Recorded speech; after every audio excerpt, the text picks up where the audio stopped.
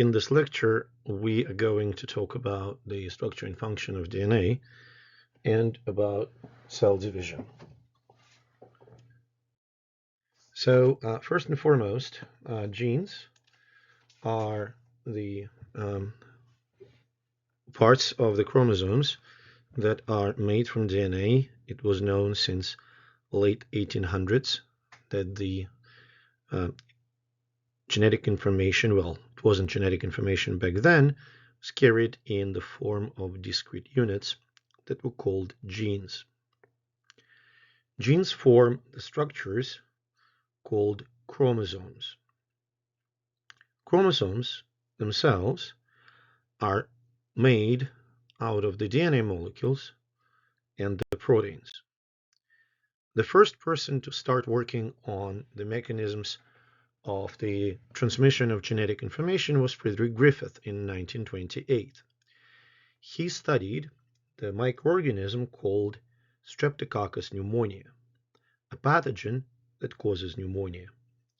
He was working with two different strains of Streptococcus pneumoniae, the virulent S strain and non-virulent R strain. Virulent means that the strain causes the disease. Non-virulent means that it does not. Friedrich Griffith infected mice with these two different strains to understand the difference between the two. Turned out that live cells of the S strain killed the mice. Live cells of the R strain did not. When S strain was inactivated by heat, it didn't kill the mice, which was not surprising at all. However, when the heat inactivated S strain and live R strain were combined and injected into the mice, they killed them. So this is what happened. When live virulent S strain of Streptococcus pneumoniae was injected in the mice, they died. When non-virulent strain of Streptococcus pneumoniae was injected in the mice, they lived. When heat inactivated virulent strain was injected in the mice, they lived again. And when the heat inactivated virulent strain and live non-virulent strain were mixed together, that mixture that should not have killed the mice killed them anyway. Moreover, Griffith managed to isolate the live pathogenic strain of Streptococcus pneumoniae from the lungs of these mice. So this is another summary, and you can imagine that if living non-virulent strain and heat-killed S strain each individually didn't kill the mice, you would expect the mixture of them have no effect on the mice whatsoever. However, the mixture managed to kill the mice. So his conclusion was that there is some sort of transformation. There is a transforming principle that was transferring from one cell to another. When bacterial cells acquired the fragments of DNA from a different bacterial cell, these fragments were incorporated into bacterial chromosome and delivered the genes that were originally encoded inside these fragments. Now, three scientists, Avery, MacLeod, and McCarthy, in 1944, decided to went farther and identify precisely what type of a molecule could transfer genetic information from one bacterial cell to another. Griffith originally thought that it was protein. So MacLeod, McCarthy, and Avery basically repeated the experiments performed by Griffith before, but they used the purified cell extracts. They managed to remove all the protein from the transforming material. the removal of the protein from the transforming material did not remove the ability of that transforming material to transform R strain into S strain.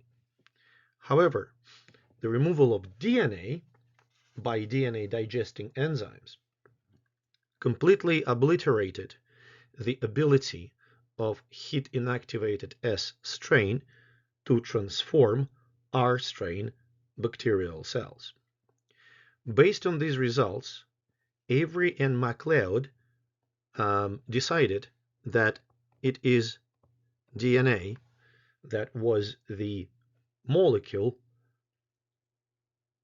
representing the informational component transferred during the transformation.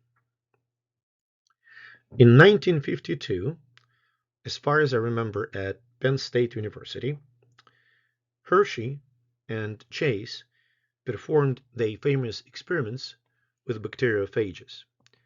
Bacteriophages are viruses of bacteria. When they are comprised of DNA and protein, which makes them a very attractive object to work with. When phage infects bacterial cell, it doesn't enter into the cell itself, it injects its genetic material. So the idea behind the Hershey and Chase experiments was to determine which molecule, protein or DNA, is the genetic material that's injected into the bacteria. They labeled bacteriophage DNA with phosphorus 32 and bacteriophage protein with a radioactive sulfur 35. Then they tracked radioactive molecules. Essentially, the bacteriophage DNA entered the bacterial cells and was used to produce more bacteriophage. So that allowed them to conclude unambiguously that the molecule that actually carries the genetic information was DNA. So this is what they did. This on the left is the phage with the radioactively labeled protein coat. On the right is the phage with radioactively labeled DNA. Phage particles attached to the surface of bacteria and injected their genetic material into the cells.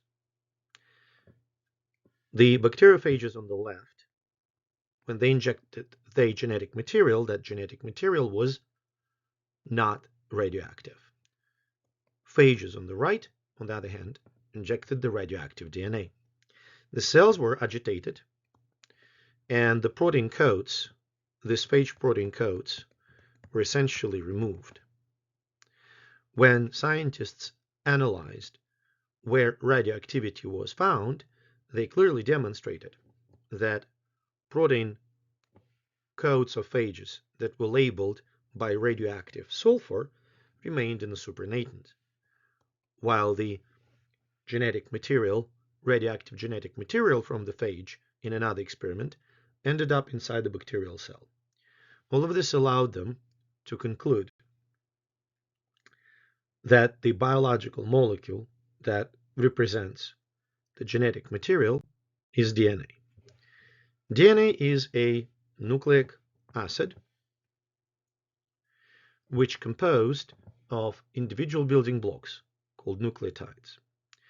Each nucleotide contains, first of all, 5-carbon sugar, deoxyribose, a phosphate group, which is attached to that sugar, 4 different nitrogenous bases, 1 base per nucleotide, either A, G, C, or T, and a free hydroxyl group that sits on the sugar as well. Now, all of these 3 elements constitute a nucleotide. The phosphate group and one of the nitrogenous bases constitute a nucleoside. When nucleotides attach to each other, they form a strand of, well, nucleotides, and two strands form a double helix, in which strands are held by nitrogen bonds. So on the left, you can see that there is deoxyribose sugar with a phosphate group attached to it, and there is a hydroxyl group hanging off of the 3' carbon of deoxyribose sugar. Nitrogenous base is also attached to the deoxyribose sugar.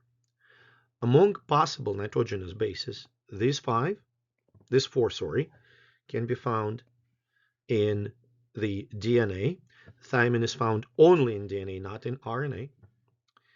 Uracil replaces thymine in RNA molecules. Now, these two bases, adenine and guanine, are purines. These three bases, cytosine, thymine, and uracil, are pyrimidines. Neighboring deoxyribose sugars, when they are connected by a phosphate, this connection is called phosphodiester bond. So it connects essentially adjacent nucleotides, and it is formed between the 5' carbon sugar of one 5' carbon of one sugar with a 3' carbon of the next. That means that nucleotides have 5' to 3' orientation. That directionality is critical. DNA molecule carries information. DNA molecule can be read. In order to read something, we have to have a directionality to the text, essentially, just like we read left to right in English. The fact that the sequence of nucleotides runs strictly 5' to 3' means that various enzymes can read, just like we do, DNA molecule and extract information recorded in it. Later, the scientist named Chargaff determined that in the molecule of DNA, the amount of adenine is equivalent to the amount of thymine, and the amount of cytosine is equivalent to the amount of guanine. In other words, he established that in the DNA molecule isolated from a particular species of organisms, the proportion of purines is always equal to the proportion of pyrimidines, and it's roughly 50%, although it's not always true. So how can it be explained? Well, if you think about this, if A pairs with T and G pairs with C, it perfectly explains the Chargaff rule. It means that opposite to every A, there is a T, and opposite to every G, there is a C. What it means essentially is that the number of A's in the double-stranded DNA molecule will always be equivalent to the number of T's. The number of G's will be always equivalent to the number of C's. Later on, American scientist Rosalind Franklin performed the X-ray diffraction experiments in order to identify the 3D structure of the DNA molecule. Based on her results, which are shown in this X-ray diffraction picture, she identified that DNA molecule has to be helical. She calculated the diameter of the molecule and showed that it makes a complete turn every 3.4 nanometers. Now, she suggested that based on X-ray diffraction patterns, DNA is a long and thin molecule with a standard diameter throughout the helix, and it's twisted like a corkscrew. But what is more important, she identified the fact that in the DNA molecule, the subunits, nucleotides, are repeated. In the same year, Watson, Crick, and Morris Wilkinson analyzed the structures that were produced by Franklin, analyzed the data from Chargaff, and deduced that DNA has to be a double-stranded helical molecule. It's important to remember that Watson, Crick, and Wilkinson did not do experiments.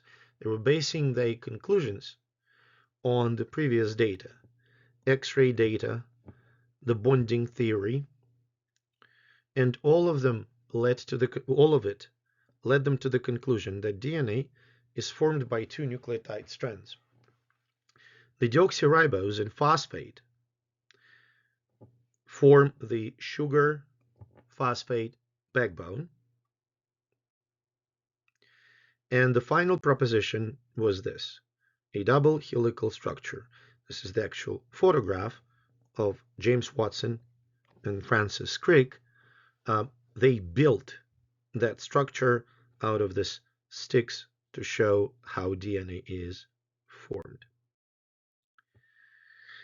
So DNA forms a double helix with two strands, in which strand the building blocks are nucleotides. So this would be a single nucleotide. Sugars and phosphates are connected by phosphodiester bonds. And these repeating sugar phosphate units form what we call a sugar phosphate backbone. These two strands wrap around a single axis and are anti-parallel. What does that mean, anti-parallel? Well, if one strand of a double helix runs from 5' to 3' from left to right, then another one will run 5' to 3' from right to left. On this illustration, you can clearly see the two strands of DNA forming hydrogen bonds. The blue ribbon on the left represents sugar phosphate backbone, and the bases are facing inside of the molecule. One of the key qualities of the DNA molecule is that bases are complementary. A always pairs with C and G always pairs with C.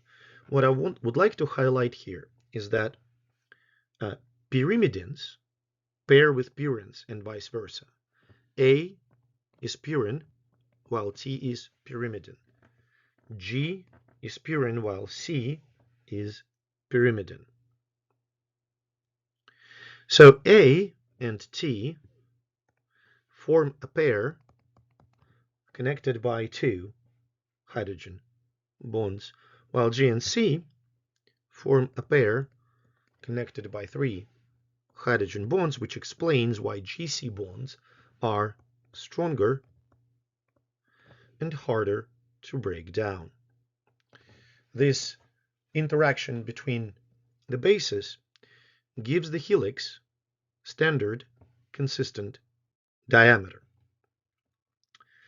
So the big question is, how can a molecule with only four simple building blocks for nucleotides, A, G, C, and T, carry genetic information? The answer is in the sequence, but not the number of letters. The unique sequence of 4 bases in which they can be arranged in any linear order can code for almost unlimited number of combinations.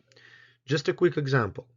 A sequence that consists of just 10 nucleotides can encode for more than 1 million combinations. Now let's expand our knowledge and talk about chromosomes in eukaryotes. Every species has a different number of chromosomes. Humans, for example, have 46, 23 pairs of homologous chromosomes. If one chromosome is lacking or is extra, it is usually fatal at the embryonic stage of development. Chromosomes are organized into chromatin, which is the complex of the DNA and multiple proteins, for example, histones. Within the chromatin, one can also find RNA. Why? Because DNA is the template on which RNA is synthesized during the process of transcription. DNA found in a single chromosome is a long double-stranded fiber, and it's enormous, 140 million nucleotides long. So how can we squeeze the chromosomes into the cell? We're going to talk about it soon, but right now we need to identify what is the concept of gene expression. Gene expression is the process of revealing, using the information that is contained in the DNA and converting it into a protein. We discussed that in our cookbook analogy. When DNA is used to form RNA during the process of transcription, and then RNA is used to form protein in the process of translation. So one in this scheme is transcription, while 2 is translation.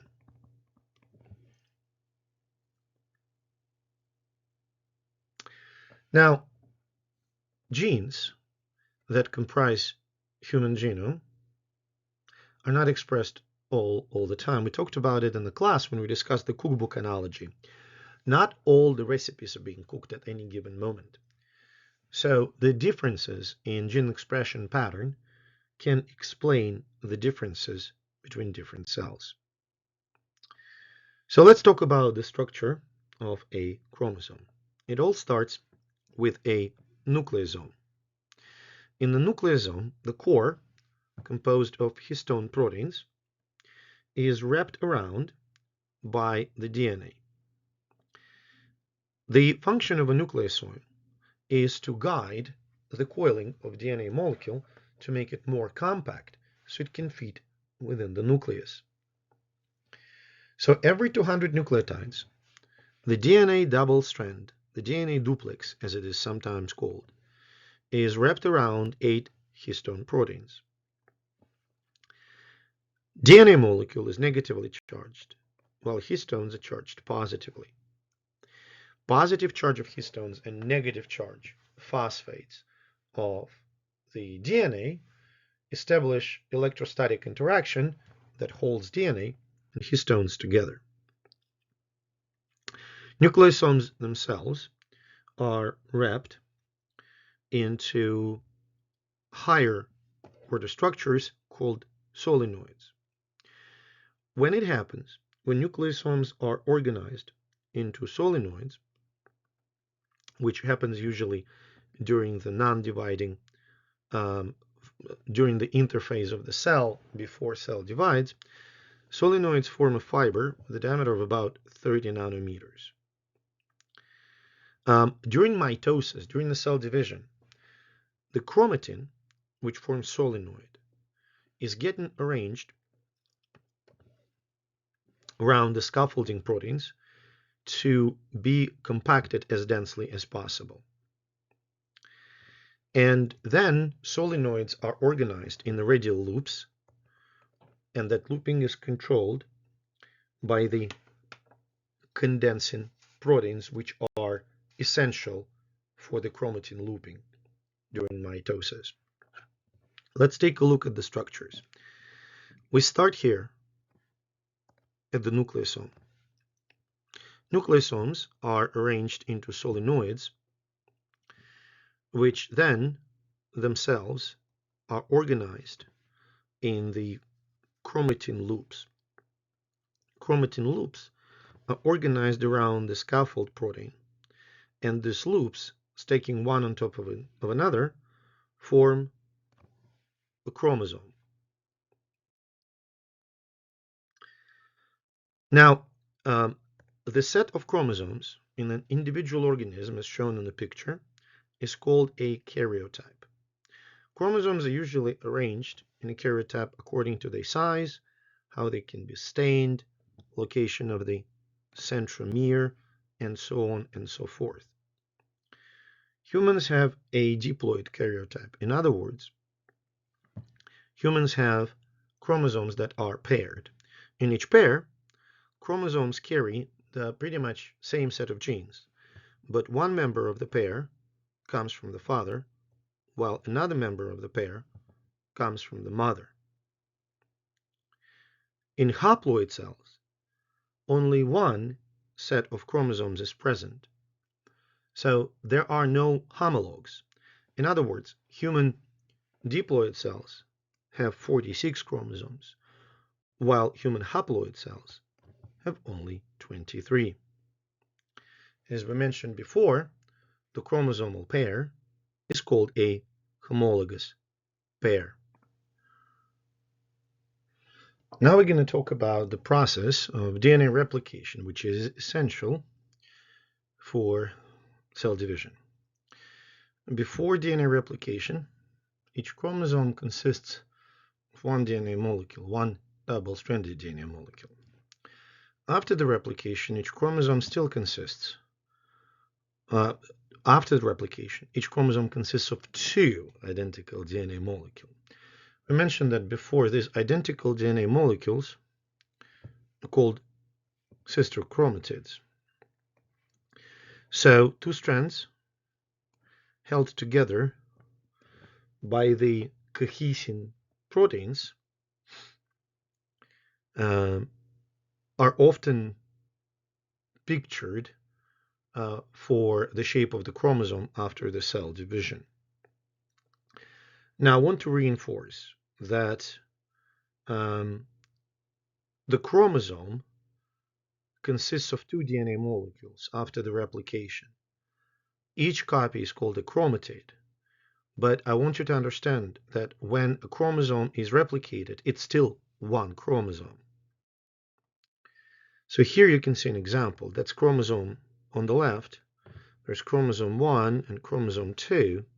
Each of them is copied, and now we have two sister chromatids of the blue chromosome and two sister chromatids of the red chromosome, but we still have only two chromosomes. So why DNA replication is so important? Well, the answer is, well, cells come from other cells. And cells reproduce by dividing.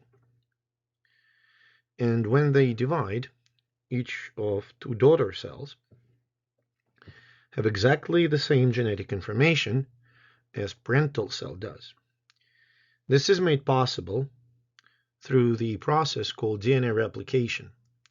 In the process of DNA replication, the newly synthesized molecule consists of one old strand and one new strand. This is why this process is called semi-conservative replication. For DNA replication to occur, three things have to come together in place. Parental DNA in other words, something to copy, enzymes that do the copying, and nucleotides. Nucleotide triphosphates, to be exact, the building blocks to make the new strand. 3 steps of DNA replication include, first and foremost, initiation. During initiation, when replication begins, the enzyme called DNA helicase separates to old strands by breaking hydrogen bonds. During the elongation, the new DNA strands are synthesized by the enzyme called DNA polymerase. And finally, during the termination, the replication stops. So here you can see the representation of the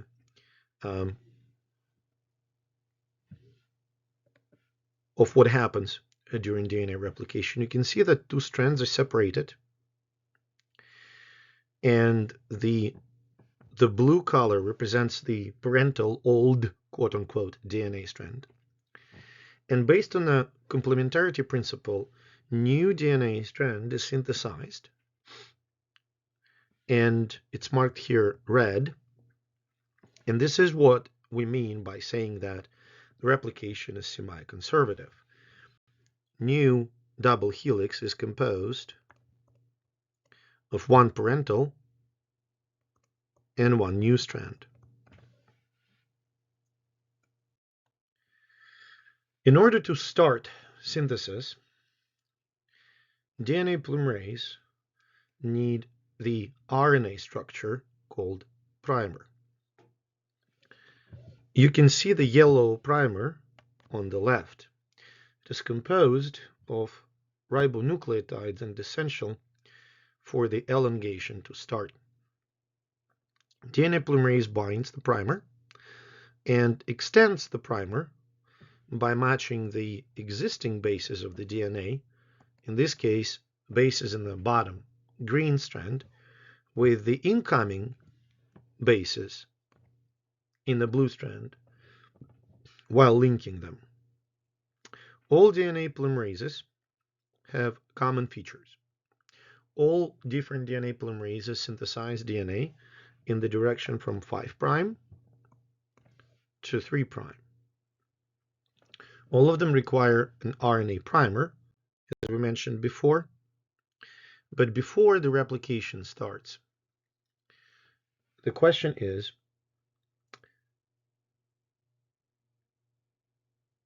how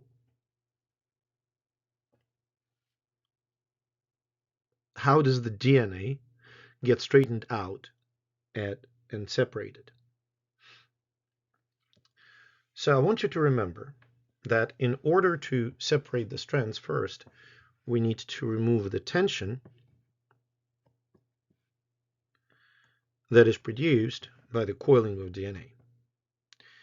So the enzyme that straightens up the DNA molecule and prevents the supercoiling is called DNA gyrase. Now, next enzyme, helicase, which is roughly shown here, separates the double strand into 2 individual strands. When helicases separate, in other words, unwind DNA, the individual strands desperately want to come together. In order to prevent them, single-stranded binding proteins bind individual DNA strands and prevent them from reforming the double helix.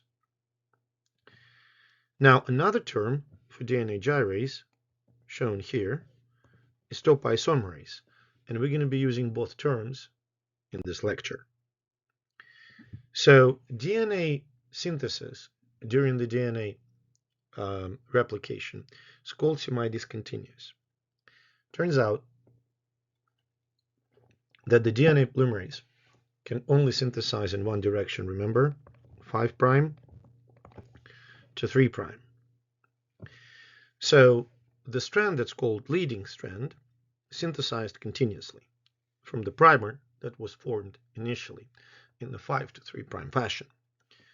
However, there is a lagging strand that is synthesized discontinuously, where primers have to be synthesized multiple times. As a result, Okazaki fragments form the lagging strand. The reason for it is the fact that two strands in the DNA molecule are anti-parallel. When you look at this picture, it clearly shows you that the leading strand, shown here on the bottom, starts synthesis from the yellow primer, and DNA polymerase moves in a continuous, uninterrupted fashion. On the other hand, the RNA primer on the lagging strand results in the synthesis of a short fragment, and then the enzyme jumps back, synthesizes another primer, and DNA polymerase makes another Okazaki fragment. So these short fragments of the newly synthesized DNA in the lagging strand are called Okazaki fragments. So let's review what happens when DNA is being replicated. Helix is partially opened, forming what's called replication fork. The enzyme called DNA primase, essentially RNA polymerase, forms RNA primer. Eventually, that RNA primer that is essential for DNA polymerase to start elongation is removed and replaced with DNA. Let's try to take a more holistic look at the process. So here you can see the replication fork, where the enzyme helicase, which is not shown in the picture, separates the strands. We're not going to focus on the synthesis on the leading strand because it's kind of a trivial. It goes in a continuous uninterrupted fashion from 5' to 3'. And instead, we're going to look at the synthesis on the lagging strand. So here you can see the RNA primer and the Okazaki fragment that is formed by DNA polymerase. This primer is, at this particular moment, is being replaced by DNA polymerase 1. So remember, we mentioned that primers are being removed. And the enzyme called DNA ligase stitches Okazaki fragments together like this. Errors due to the replication are relatively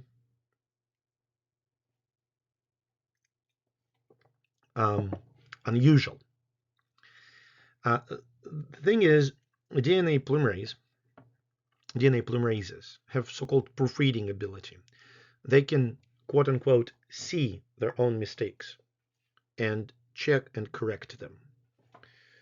So the main source of mutations are mutagens, agents that obviously increase the number of mutations above the background. Two main categories of mutagens are radiation and chemicals.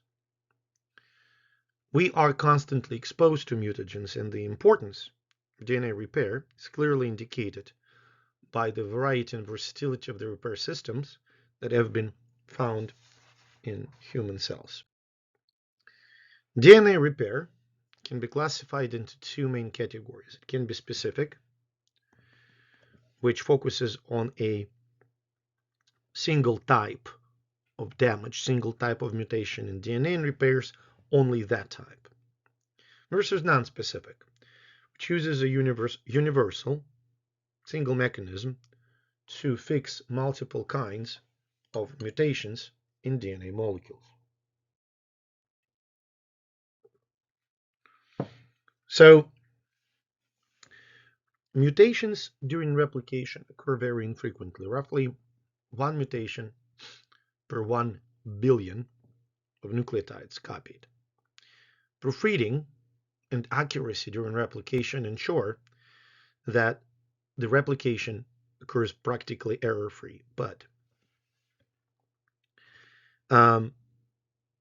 nevertheless, mutations during replication usually manifest themselves in the form of a change in a single nucleotide.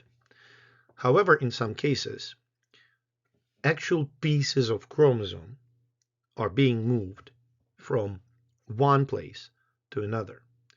Mutations, the size range for mutations varies greatly, as you can see here. And of course, based on the size and the location, mutations have different degree of an effect on the functions of the cell, from none to being detrimental. First type of a mutation that we're going to talk about is a point mutation.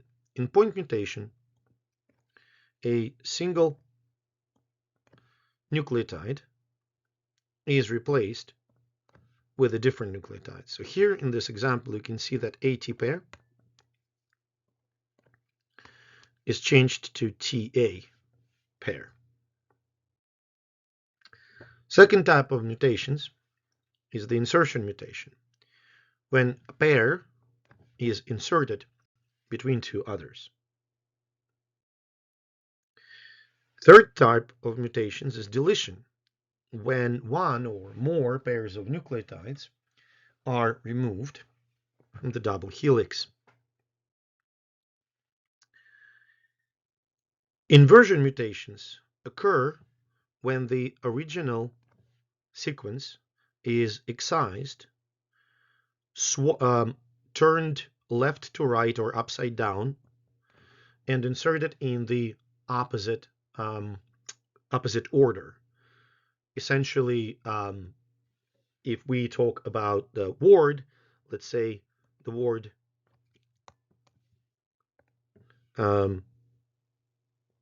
father would be inserted in this way.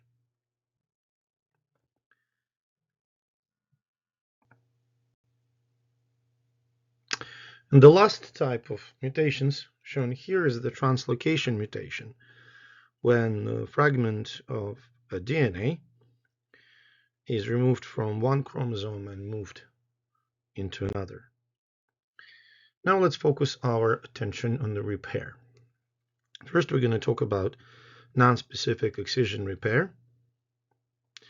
When the damaged region of DNA is removed and replaced by synthesizing DNA following the foundational complementary principle. First, damage has to be recognized. Second, the damaged region has to be removed. And third, the gap should be filled by resynthesis using the information that is in the undamaged strand, essentially using the undamaged strand as a template. Let's say we have a damaged base here. First, the enzyme, the complex of enzymes, they will bind to that damaged part of the DNA and remove the fragment. Then the DNA polymerase will fill the gap with a new correct DNA, thereby fixing the issue. Now, in the next set of materials, we're going to talk about the processes of mitosis and meiosis. So let's introduce ourselves to the concept of cell division. So cells divide for three main reasons: to enable the growth of an organism, to repair the damaged part of the organism, and for the reproduction. For instance, the damage caused by excessive sun exposure may result in abnormally high rate of cell growth in order to repair, and therefore in cancer. So what is the cell cycle? Cell cycle is the activity, intracellular activity, between one cell division to the next.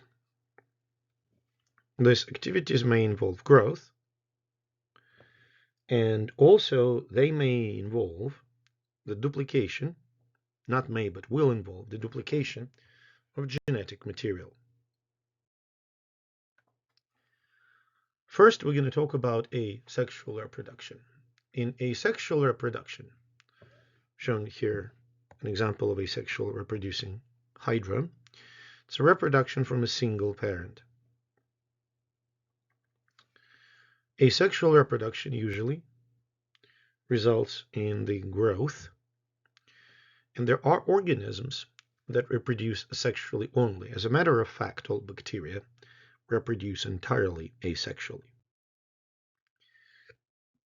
So this represents three different life cycles: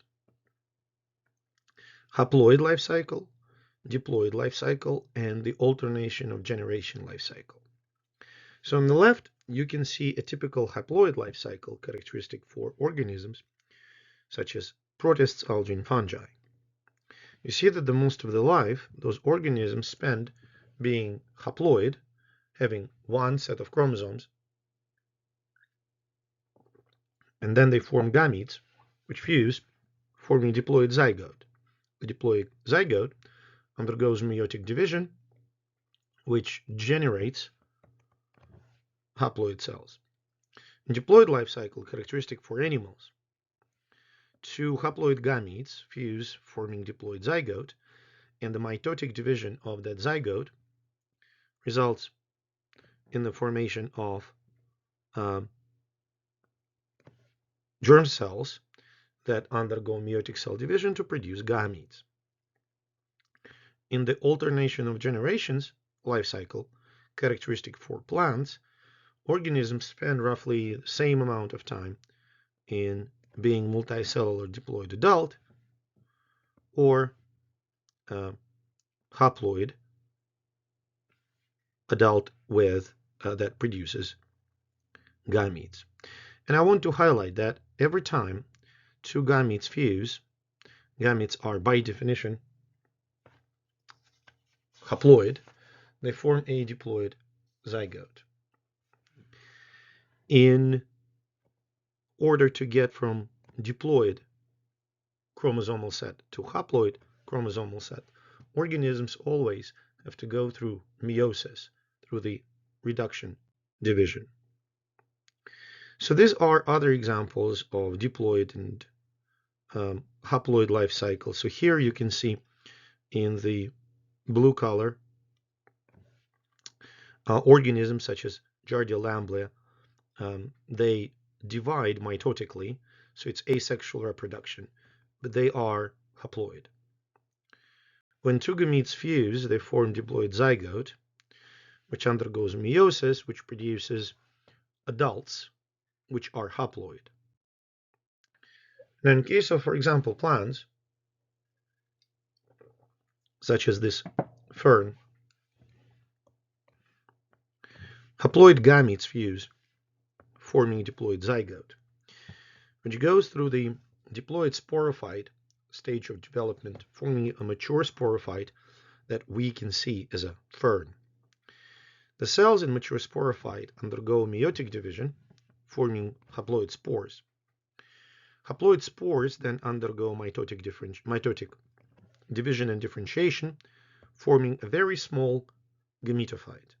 Gametophyte, since it is still haploid, will form two different gametes, egg and a sperm, and the cycle will repeat itself. Finally, in animals, we spend most of the time being diploid. Two haploid gametes fuse, forming a fertilized zygote, an egg. This egg undergoes mitotic division, producing adults. In adults, germ cells undergo meiotic division. If it's in females, the product of meiosis are oocytes. In males, the product of meiosis are sperm cells. So first, before we jump onto the division of eukaryotes, we need to discuss the division of bacteria, division of prokaryotes. Bacteria do not have sexual life cycle. They divide by binary fission, The reproduction is clonal, which means all descendants of a single cell will have the same genotype. Bacterial chromosomes are usually singular and circular. The chromosome is replicated. Replication of bacterial chromosome starts at the origin of replication, and it proceeds in both directions from the origin of replication to the site of termination. When the chromosome is copied, two new copies are partitioned to the opposite cell poles, and then the septum at the center of the cell forms to separate the dividing cell into two other cells. So in this illustration, you can see how a chromosome is copied. Chromosomes are partitioned to the opposite poles of the cell. Septum is formed at the center, and now we have two cells that are identical to the parental cell. Now, what about eukaryotic cell division? So just like in prokaryotic cell division, the chromosomes have to be copied. Before the division starts, each chromosome contains a single DNA molecule. Then it is replicated, and now the chromosome consists of two identical DNA molecules, which are held together by the proteins called cohesins. As we mentioned before, the strands are visible being held together at the center when chromosome condenses. These two copies of the original chromosome are called two sister chromatids. Just a reminder of the DNA condensation. DNA molecules wrap around the proteins called histones, forming nucleosomes. Nucleosomes arranged into coiled scaffold driven by proteins, eventually forming a chromosome. So after all the scaffolding, after forming solenoids, this is what essentially happens. We have two chromosomes in this example. And after replication, each chromosome consists of two sister chromatids, either two blue or two red chromatids. Proteins called cohesins hold the sister chromatids together. Now, these sister chromatids eventually are separated during the process of mitosis. And only when these chromatids are separated and are quote-unquote sent to different cells, we can call them daughter chromosomes. So in this illustration, you can see the centromere with cohesin protein summary here, and two sister chromatids comprising a single chromosome. So eukaryotic cell cycle consists of 5 main phases. The first phase is called G1, or gap phase 1, growth phase. It's the longest one, and it's responsible for the primary growth of the cell. Then, after G1 phase, there is an S phase. S is for synthesis, and DNA is replicated. Then there's G2, or gap phase 2, when cellular organelles are replicated and the microtubules organize, preparing the cell for the process of division or mitosis. These three phases represent an interphase. After the interphase, mitosis occurs. Mitosis is usually divided into 4 or 5 phases. We're going to consider all 5 of them. And after mitosis, cells divide during the process of cytokinesis. So how long is the cell cycle. In the embryos of fruit flies, it can be as short as 8 minutes. In mature cells, it is usually longer. For a typical cell from a mammal, it takes about 24 hours. Liver cell divides roughly once a year.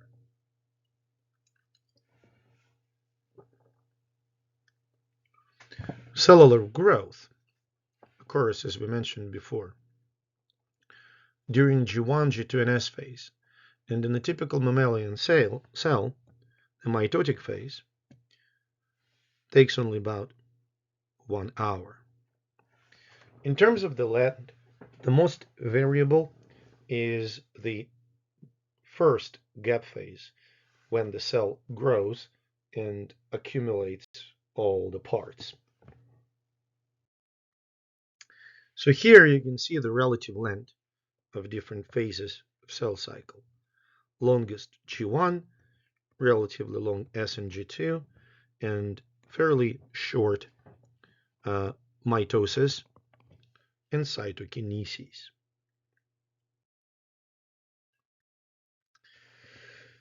So as we mentioned before, during the G1 phase, cells go through the most growth. During S phase, they replicate DNA, and during G2, cells are getting ready for the division.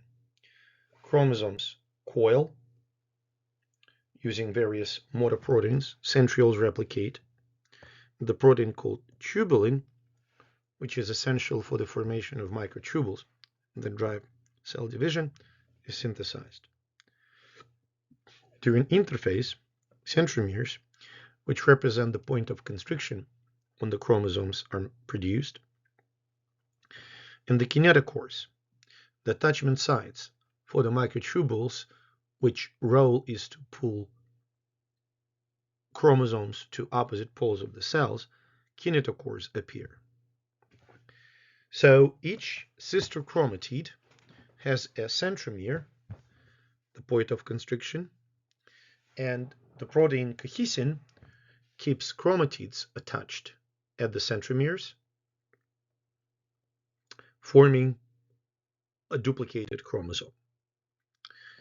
So this is what the cell looks like during the interphase. Nuclear envelope remains intact. Centriole pairs are formed within the cell. Nucleolus is intact, and the DNA exists in the form of a loosely arranged chromatin. So at the end of second gap phase, centrioles are replicated and are ready to execute cell division. Chromatin is replicated during the S phase, but the nucleus and nucleolus are still intact. I'd like to highlight that centrioles are found only in animal cells. So mitosis consists of 4 phases: prophase, metaphase, anaphase, and telophase. So here's what happens in prophase in terms of the visibility of chromosomes. Chromosomes become condensed, and one can detect them using the light microscope. We talked before about the DNA condensation, how DNA is wrapped around histones. Histones are arranged in solenoids. Solenoids are arranged in loops, and loops are scaffolded around the protein, forming a chromosome. This is exactly what happens in the prophase. Second thing that happens in the prophase is the assembly of the spindle apparatus. The centrioles that were formed during the interphase move to the opposite poles of the cell. Essentially, these 2 centrioles represent the spindle apparatus, critical for the cell division. In centrioles, one can see asters, the microtubules that are radially arranged. Asters exist only in animals, just like centrioles.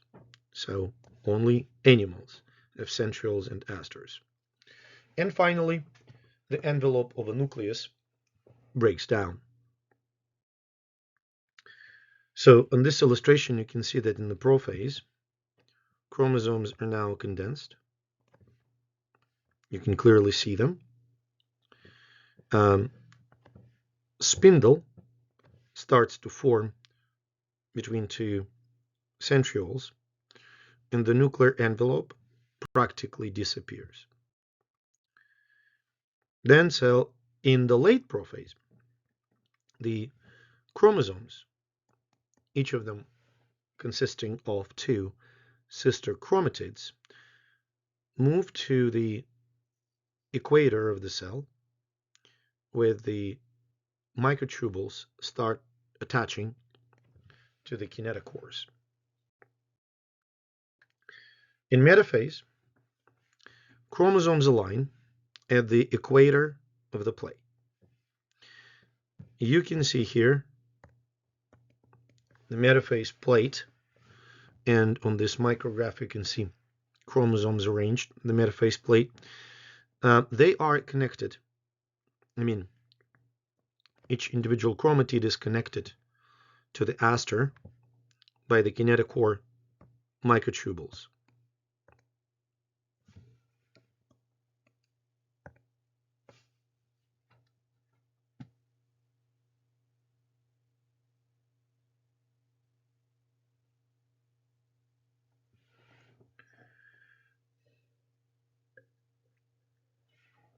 So here you can see kinetochore microtubules connecting centrioles to individual sister chromatids. So this is another example of what happens during metaphase. You can see that chromosomes are arranged at the metaphase plate, connected to the centrioles by the microtubules. And I want to highlight that sister chromatids, one sister chromatid sits on one side of the metaphase plate. During anaphase, centromeres that are present at the center of a chromosome, they split, and individual sister chromatids move to the opposite poles of the dividing cell. The chromatids can get separated because the protein cohesin is being removed from all chromosomes. That essentially removes all the connection between two sister chromatids, and now they can be moved to the opposite poles of the plate by the contraction of kinetochore microtubules. In telophase, the spindle apparatus disassembles, and the nuclear envelope is reformed surrounding each set of sister chromatids, which we now, as we mentioned before, call chromosomes. Chromosomes begin to decondense, uncoil, and finally nucleolus appears again in each of the new nuclei of freshly formed cells.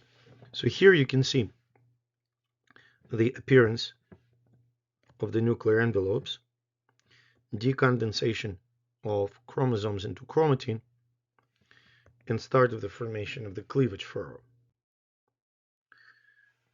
The last step of the cell cycle is cytokinesis. Essentially, during cytokinesis, the cell is halved. It's cleaved into equal halves. In animal cells, it happens when actin filaments at the center of the cell constrict and produce cleavage furrow. In plant cells, the cell plate forms between nuclei. In fungi and some protists, what happens is nuclear membrane doesn't really dissolve during the prophase, and mitosis occurs within the nucleus.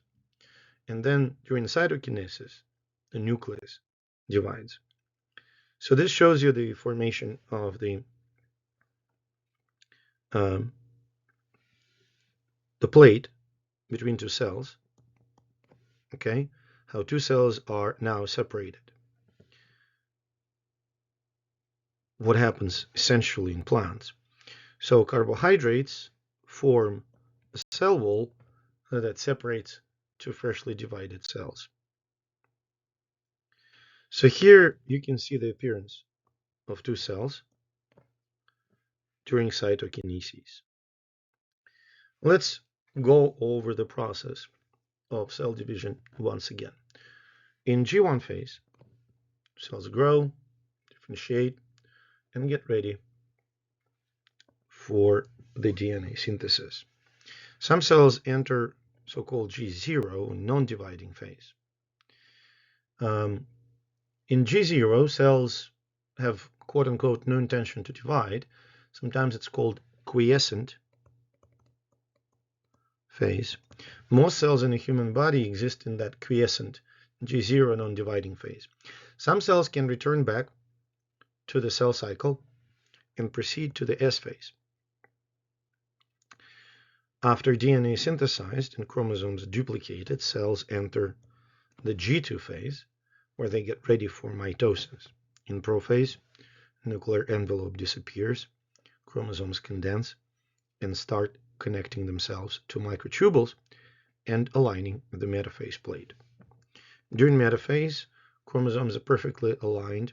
The metaphase plate, the kinetochores are connected to kinetochore microtubules, and they're ready to be separated. In anaphase, sister chromatids are separated by the contraction of kinetochore microtubules and are moved to the opposite poles of the cell. During telophase, nuclear envelope reappears, spindle apparatus is disassembled, nucleus reappears, and during cytokinesis, cells are fully separated by cleavage furrow. So obviously, the process of cell division must be tightly controlled. That's going to be the topic of our conversation next. As you can imagine, some cells divide more frequently than others. For instance, cells of the skin or cells in the intestinal epithelium divide often. On the other hand, the cell division in the cells of the brain, heart, or skeletal muscles does not occur at all. So there are two irreversible points in the cell cycle. First point is the replication of genetic material. The second is the separation of sister chromatids. So cell cycle can be paused. Essentially, it can be put on hold at so-called checkpoints. The reason for putting the cell cycle on hold is to check for accuracy of all the associated processes. For instance, if there are errors, cell cycle can be halted, and errors can be either fixed or cell can be destroyed. Cells, as we'll know, can respond to internal and external signals that can regulate the cell cycle. The key regulator of cell cycle are so-called cycle-independent kinases, or CDKs. They represent the primary mechanism of cell cycle control, and they are the enzymes that phosphorylate proteins. So basically, if you have a protein and a molecule of ATP, and you have an enzyme called kinase, it will transfer the phosphate to the molecule of ADP.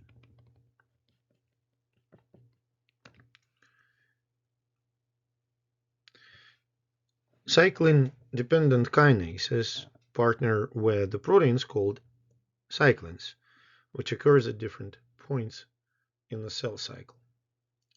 Now, cyclin-dependent kinases themselves are also controlled by phosphorylation, so they don't act independently. There are multiple other signaling proteins that can activate or inactivate CDKs.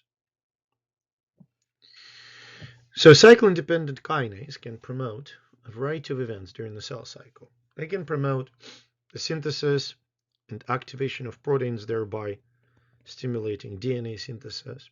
They regulate the condensation of chromosomes, breakdown of nuclear membranes, formation of the spindle and spindle apparatus, attachment of the chromosomes to the kinetochore tubules in the spindle, and the separation of sister chromatids and their movement during anaphase.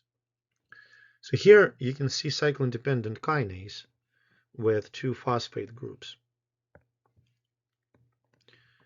These groups can either activate or inhibit it.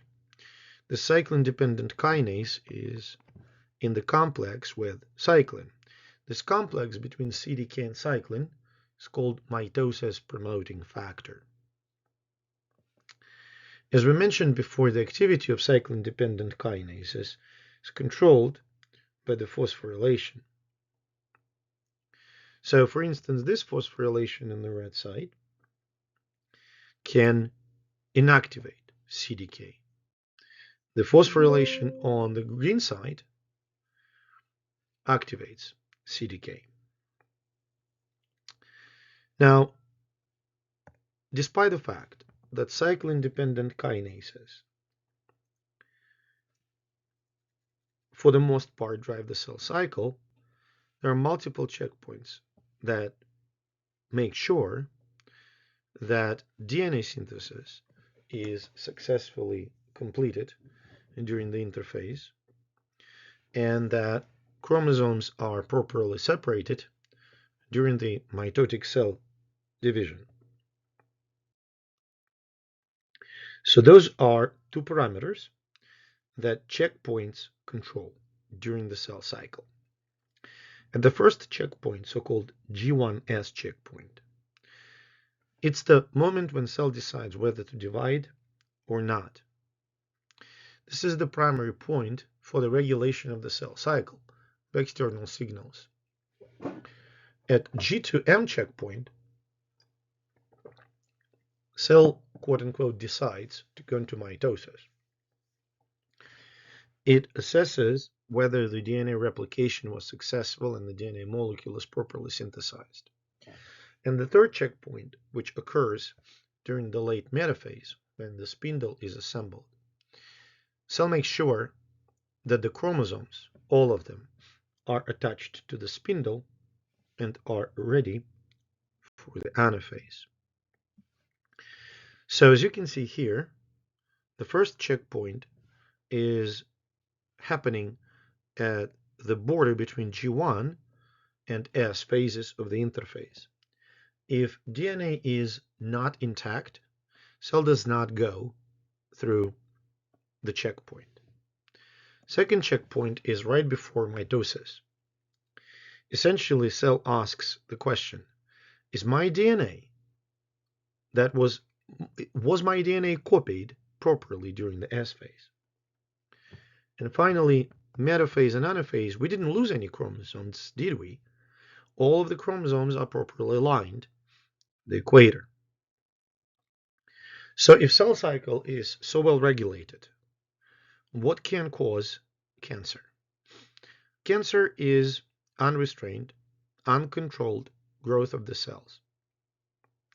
Essentially, when cell cycle control gets botched, we have cancer. There are two main types of genes that regulate cell cycle and may lead to cancer. Tumor suppressor genes that work as brakes, stopping uncontrolled division, and proto-oncogenes, that's accelerator, the gas pedal, for the cells to start divide uncontrollably. Among tumor suppressor genes, the most famous perhaps is p53. It is the most critical gene at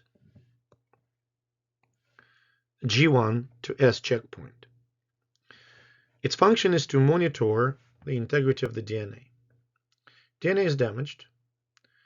P53 stops cell division and stimulates repair enzymes. If damage to the cell cannot be repaired, damage to the DNA, P53 directs the cell to go into the process of controlled cell death, known as apoptosis. The function of P53 essentially is to prevent the formation of the cells that contain mutations in the DNA. This gene actually is absent or damaged in many cancerous cells. So on this illustration, you can see that when DNA is damaged, P53 gets activated and activates DNA repair enzyme. If the repair is successful, cell continues to divide. If it's not, cell undergoes apoptosis. So when P53 is damaged and it's not normal, then the damage to the DNA does not trigger the appropriate response from the cell, and abnormal cells start to divide, resulting in the formation of cancer. So P53 is one of the members of the tumor suppressor gene group. It's not the only one.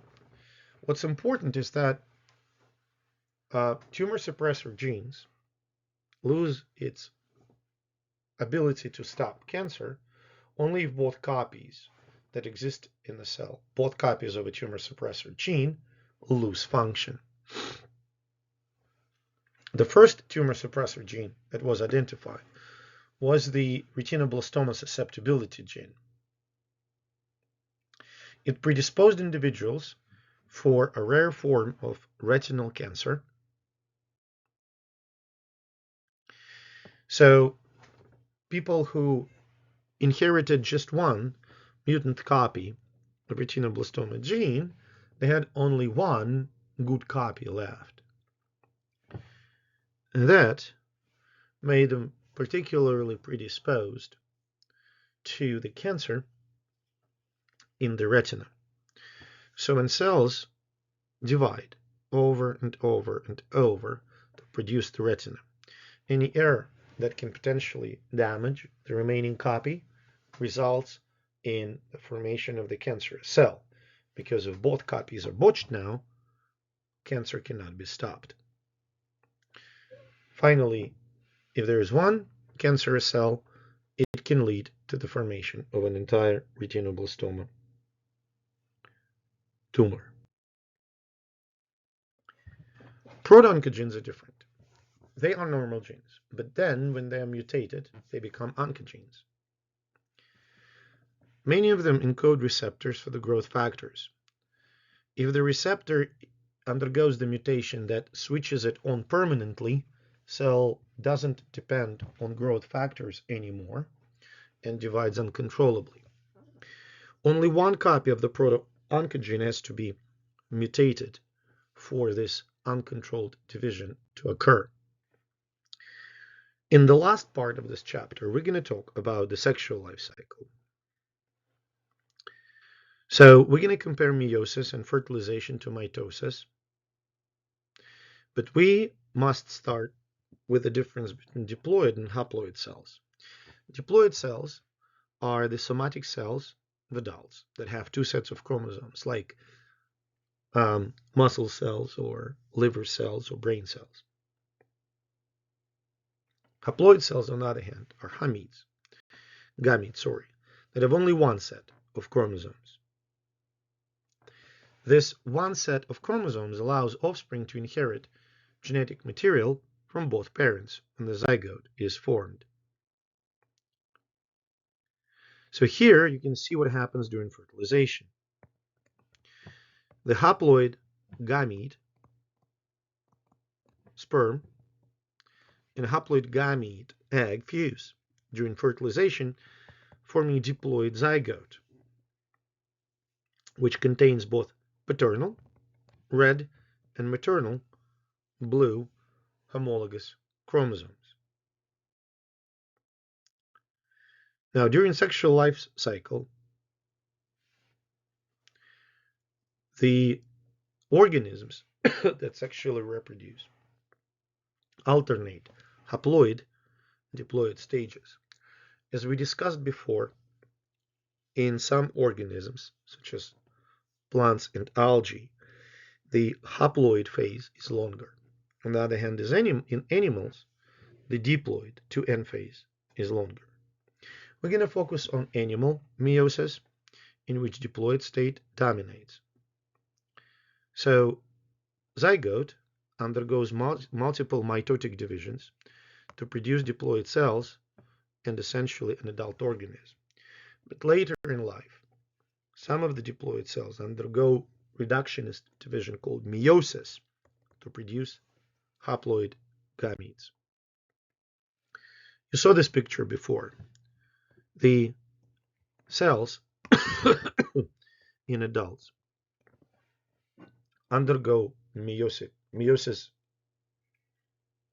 which produces a gamete and another gamete, depending on whether it's a male or female, and then gametes fuse, forming fertilized zygote, which undergoes multiple mitotic division, developing into an adult.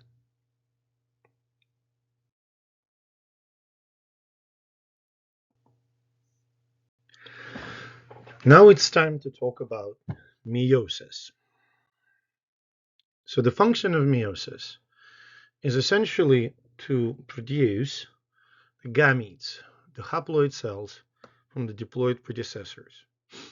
Meiosis is one round of DNA replication, and after the DNA replication, there are 2 rounds of nuclear division. Meiosis 1, meiosis 2.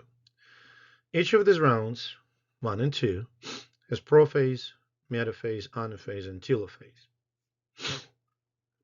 One of the key events in meiosis is called a synapsis, which occurs during the early prophase 1.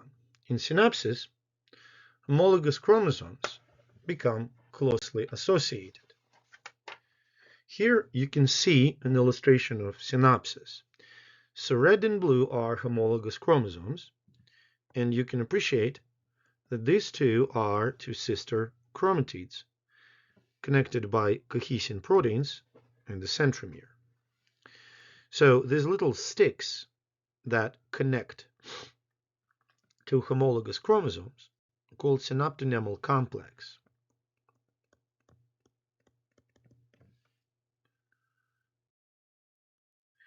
During synapsis, the process of crossing over occurs.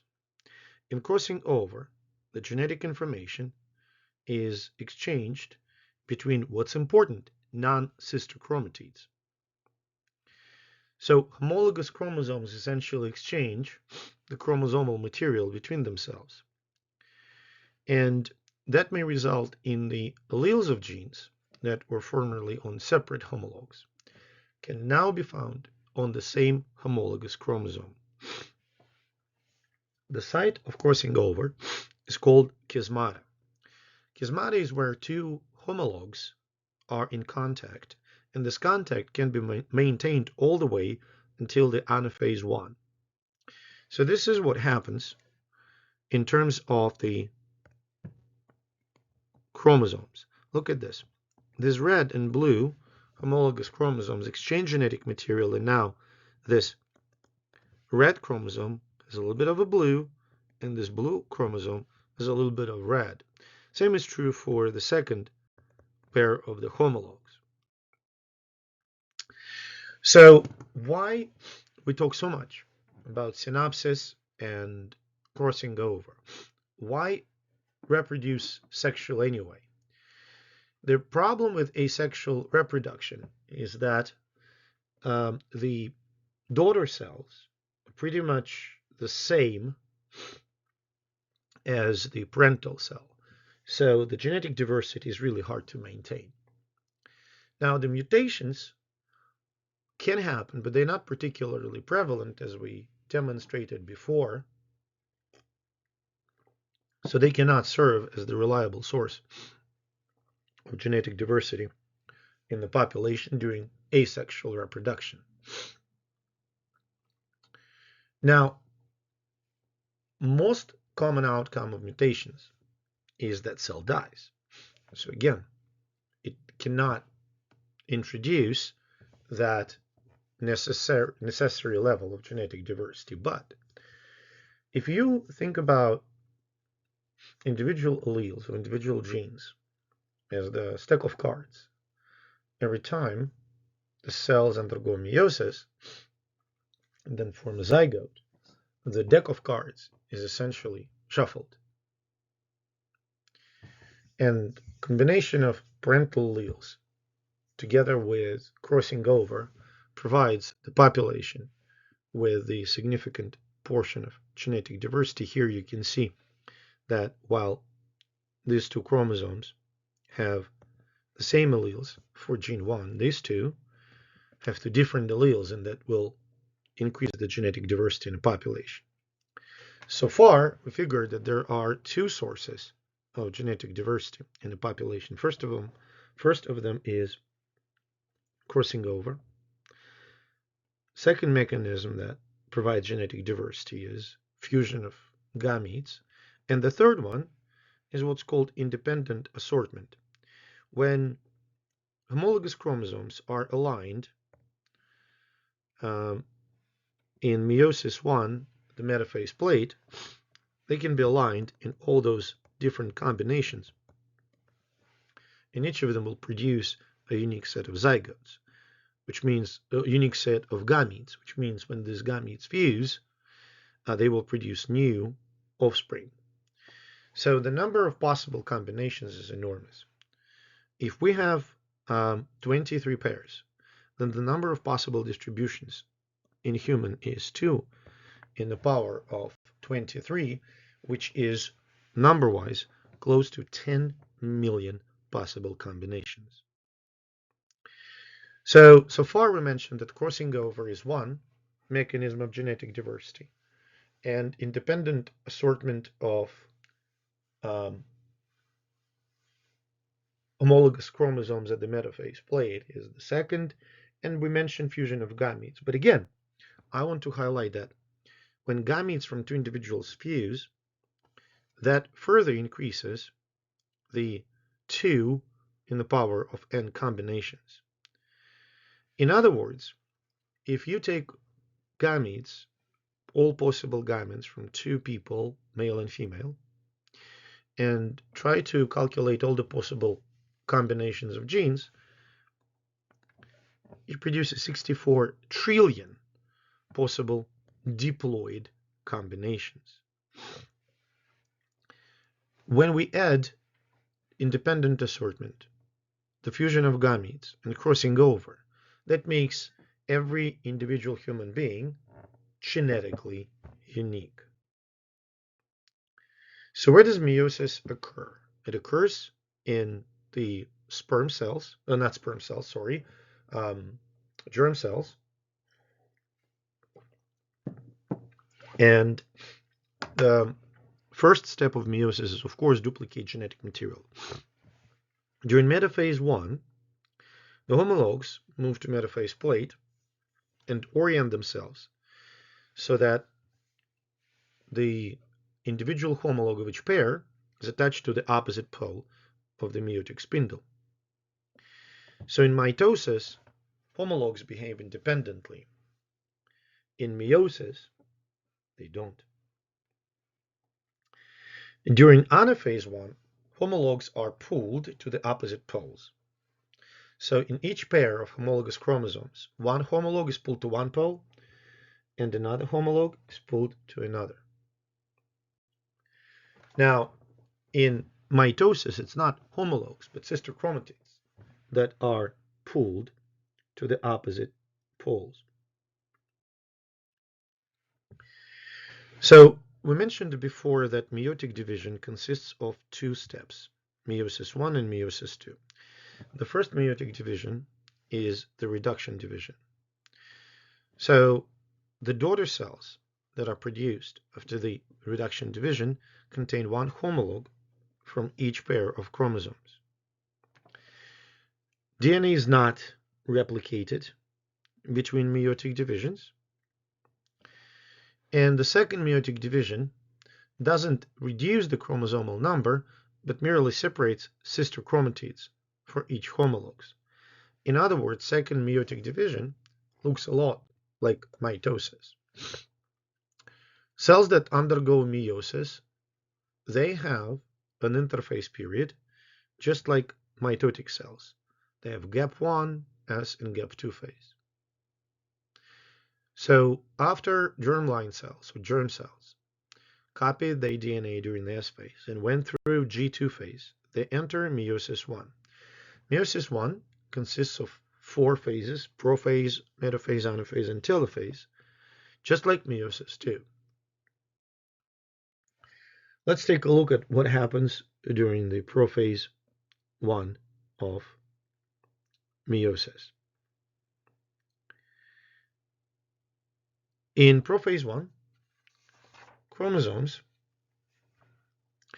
condense, become visible, nuclear envelope disappears, and the spindle is formed. Sounds a lot like the prophase 1 for mitosis. But at this point, each chromosome is composed of two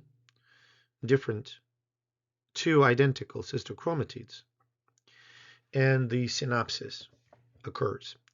The homologues, the blue and the red, become associated closely with each other, which results in crossing over between non-sister chromatids of two different homologues. These homologues remain attached to each other at chiasmata. Here's an example of what happens during crossing over. These parts of the chromosomes being exchanged. This right here is the site of crossover.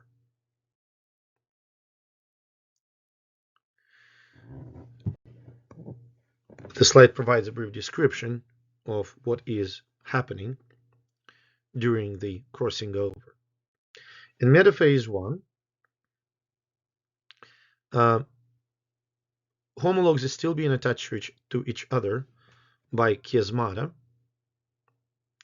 but now microtubules, kinetochore microtubules, attached to each homologue, not the individual chromatid, but the homologue itself. And they line up homologues at the metaphase plate in a side-by-side fashion. So one homologue faces one end of the cell, and another homologue faces another. This random orientation of the pairs on the metaphase plate adds, as we mentioned before, the degree of genetic diversity to the gametes. So you can see here that in metaphase 1, homologues are arranged on two different sides, opposite sides of the metaphase plate, and are going to be moved to the opposite ends of the cell, as you can see the bottom image, which doesn't look like, kind of looks like mitosis, but not quite like mitosis, because in mitosis, it is sister chromatids, not chromosomes, that are being pulled to the opposite ends of the cell. So this shows you the possible alignments for just 3 chromosomes, 3 different types of chromosomes. In this case, you can see that there are 8 possible distributions of homologous chromosomes on the metaphase plate. Now, during anaphase 1, the microtubules that form the spindle shorten, breaking chiasmata and pulling homologues to the opposite poles of the cell. Sister chromatids still attached to each other at the centromeres. So now each pole has a complete set of chromosomes that is haploid, because the set consists of one member of each homologous pair, which means we just observed independent assortment of maternal and paternal chromosomes. You can see how individual homologs are being pulled to the opposite poles of the cell. In telophase 1, nuclear envelope forms surrounding each haploid set of chromosomes. Now, sister chromatids, we must notice, are not identical anymore due to the crossing over when they exchanged genetic material with non-sister chromatids in prophase 1. After some time, meiosis 2 occurs, and it very much resembles mitosis. Prophase 2, nuclear envelopes dissolve, and the spindle apparatus in the cell forms. In metaphase 2, spindle apparatus aligns chromosomes on the metaphase plate, and in anaphase 2, sister chromatids from each individual chromosome get separated from each other and moved to the opposite poles of the cell. And in telophase 2, nuclear envelope forms back surrounding all sets of daughter chromosomes, and cytokinesis occurs. So, as you can see during meiosis 2, during prophase 2, nuclear envelope dissolves. Then, in metaphase 2, chromosomes align at the plate so that two chromatids face opposite poles of the cell, and then sister chromatids are separated to the opposite poles of the cell, and after telophase, nuclear envelope reforms around each cluster of the chromosomes. The result of it is 4 haploid cells. And the cells are different because of the genetic difference between each and every chromatid. So now we have 4 haploid cells. Remember that the product of mitosis is 2 diploid cells. The process of meiosis in animals results in the formation of gametes. In plants, fungi, protists, and algae,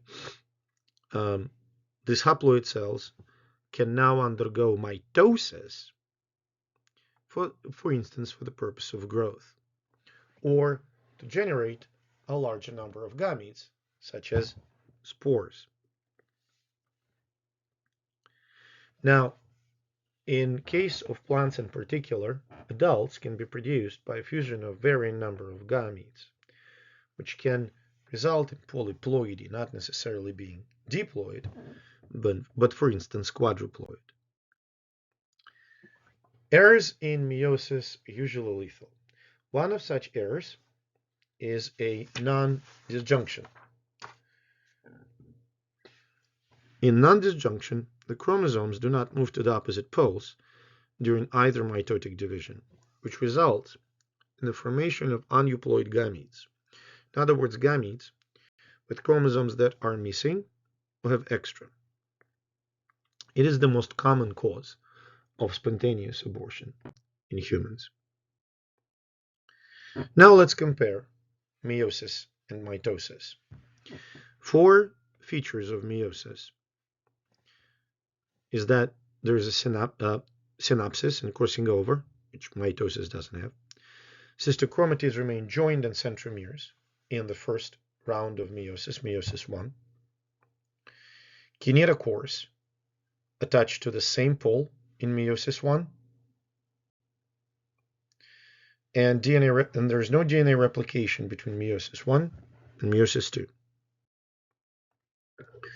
So in other words, that part of meiosis, the reductionist part, is not comparable to any stages of mitosis, but the entire meiosis 2 is pretty much the same as mitosis. So this table compares mitotic and meiotic divisions in terms of the cells in which these processes occur, body cells for mitotic versus gamete producing in meiotic. The chromosome number in the daughter cells diploid in mitosis versus haploid in meiosis.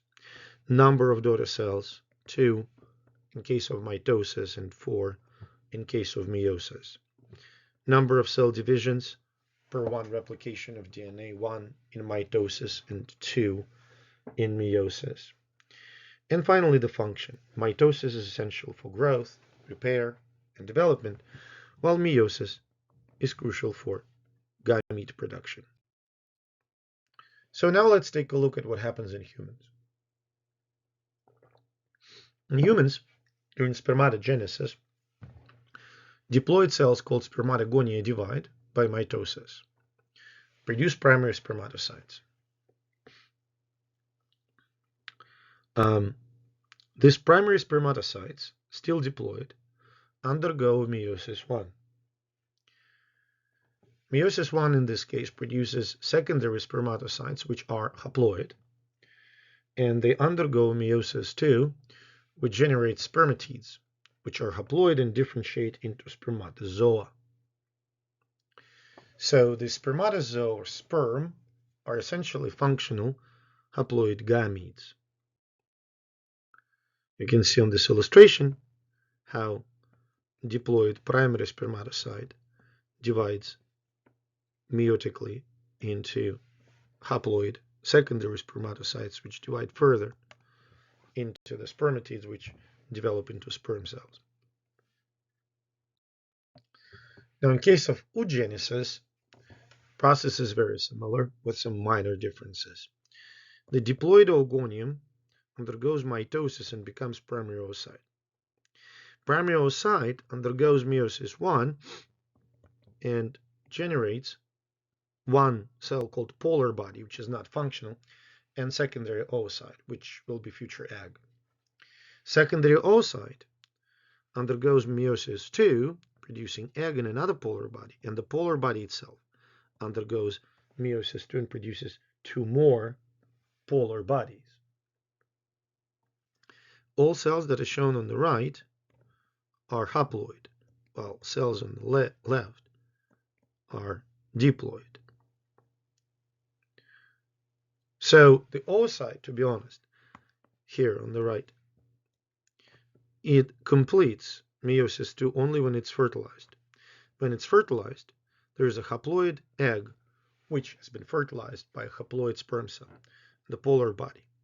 And fertilization of the haploid egg by the haploid sperm cell results in the diploid zygote.